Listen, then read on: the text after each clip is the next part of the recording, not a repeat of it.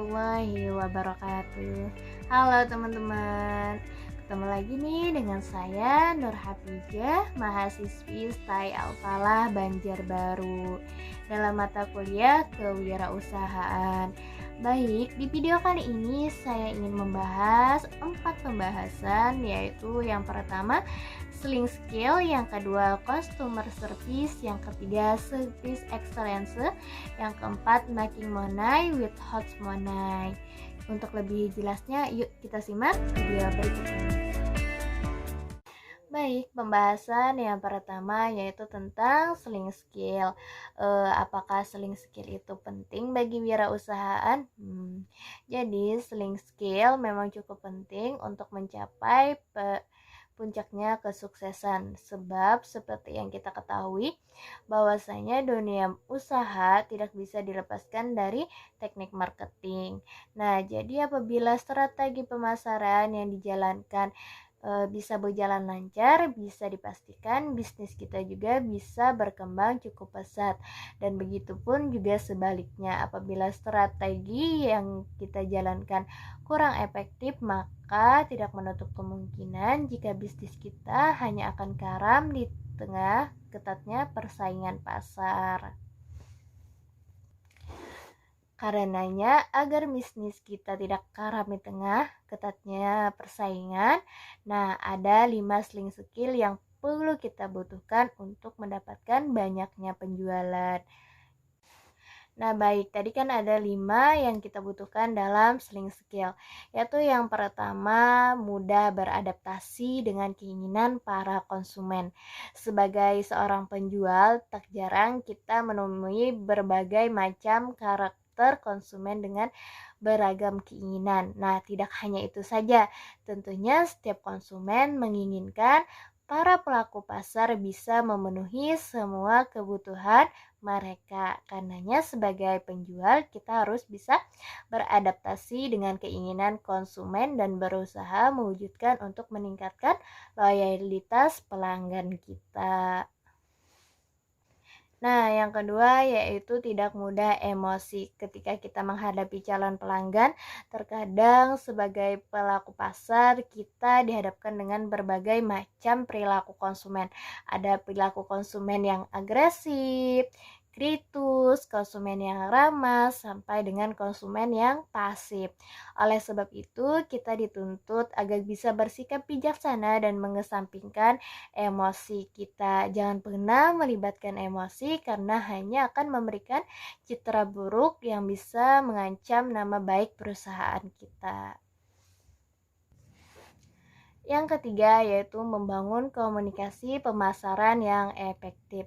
Meskipun kita adalah seorang penjual dan masyarakat umum merupakan target pasar yang bakal kita bidik, namun jangan pernah membatasi komunikasi yang terbangun agar kedekatan antara penjual dan pembeli bisa terjalin dengan baik. Bila perlu, jadilah sahabat bagi konsumen agar kedepannya kita bisa mengetahui kebutuhan dan keinginan permintaan konsumen. Nah, yang keempat yaitu memiliki cara yang efektif untuk menghubungi para pelanggan.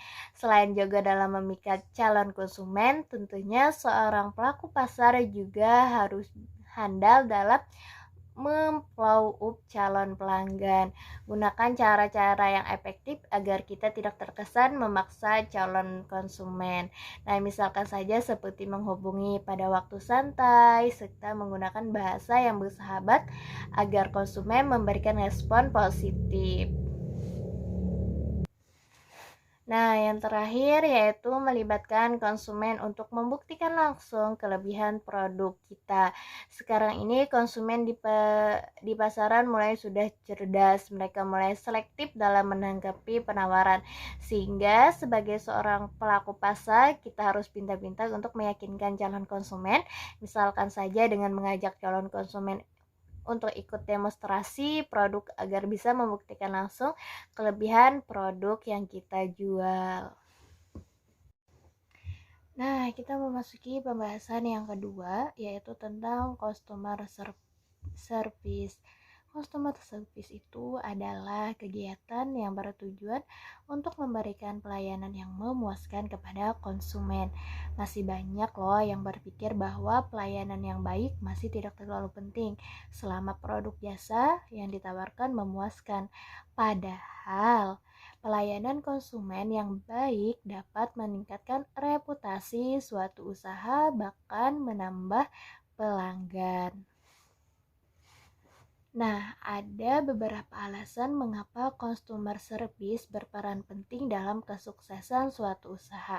Nah, jadi alasan yang pertama yaitu customer service mewakili brand image suatu usaha ataupun bisnis.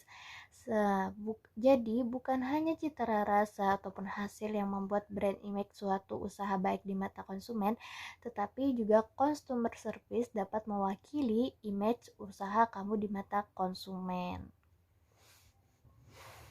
Yang kedua yaitu customer service yang baik dapat membuat konsumen senang hingga merekomendasikan usaha kamu ke kerabat atau relasinya. Jadi ketika konsumen kamu senang karena mendapatkan pelayanan yang ramah, mereka lebih cenderung menceritakan hal itu kepada teman, keluarga ataupun rekan kerja.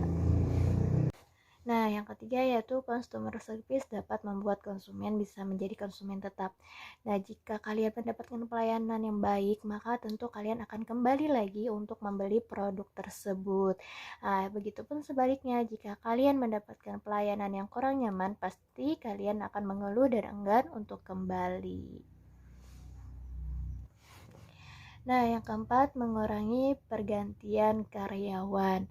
Ketika orang bekerja untuk majikan yang menyediakan layanan pelanggan yang sangat baik, mereka lebih terlibat dalam pekerjaan mereka dan menjadi penasihat bisnis. Mereka lebih bersedia untuk tetap dengan perusahaan melalui tantangan bisnis dan perubahan ekonomi. Oke, memasuki pembahasan yang ketiga yaitu tentang service excellency. Nah, apa itu service excellency?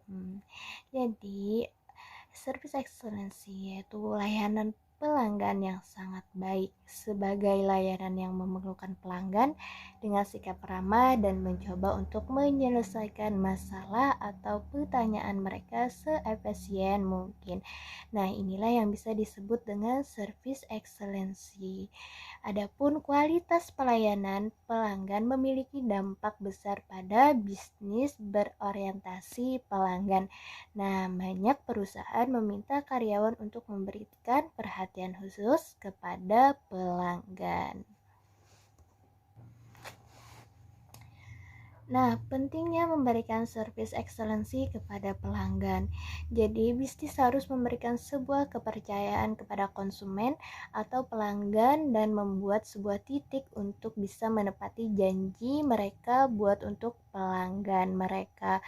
Mengembangkan reputasi untuk layanan yang dapat dipercaya dan diandalkan akan membuat pelanggan kembali menggunakan produk atau jasa perusahaan. Nah, untuk pembahasan terakhir yaitu tentang making money with hot money. Mendengar kata making money with hot money atau yang disebut dengan menghasilkan uang tanpa mengeluarkan uang. Hal tersebut pasti merupakan hal yang menyenangkan di telinga kita tentunya.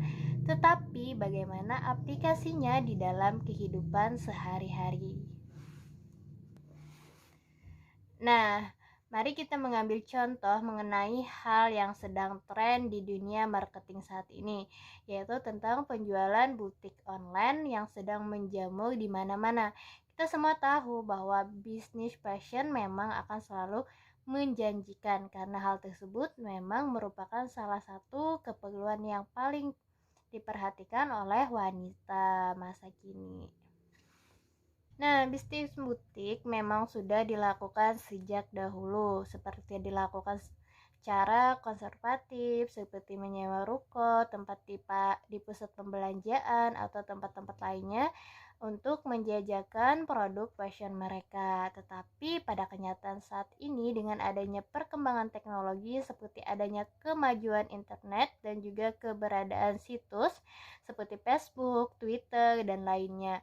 Hal tersebut memberikan kemajuan dampak bagi bisnis butik yang mulai bergeser dari penjualan butik secara konservatif menjadi penjualan butik secara online.